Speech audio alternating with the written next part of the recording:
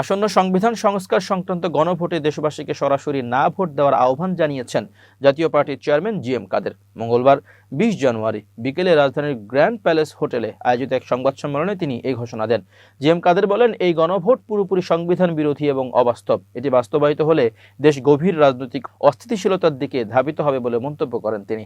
JaPa chairman আরও বলেন, অন্তর্বর্তীকালীন সরকার সংবিধান রক্ষার শপথ নিয়ে ক্ষমতায় এসেও এমন এক প্রক্রিয়ায় হাত দিয়েছে যারা কোনো সাংবিধানিক ভিত্তি নেই।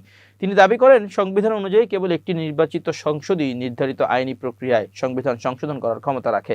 সাধারণ মানুষের কাছে জটিল সব বিষয় নিয়ে হা বা না জানতে চাওয়া অযৌক্তিক এবং এটি বাস্তবায়ন করা কার্যত অসম্ভব বলে তিনি মন্তব্য করেন।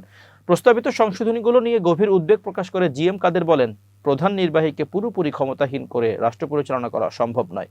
স্বৈরাচার ঠেকানোর নামে যদি সরকারের ক্ষমতা কেড়ে নেওয়া হয় তবে দেশ অচল হয়ে পড়বে। তার মতে, ক্ষমতার ভারসাম্য রক্ষার জন্য কার্যকর জবাবদিহিতা নিশ্চিত করা জরুরি, কিন্তু ক্ষমতা পুরোপুরি হরণ করলে রাজনৈতিক স্থিতিশীলতা নষ্ট হয়ে দেশ ধ্বংসের পথে এগিয়ে যাবে।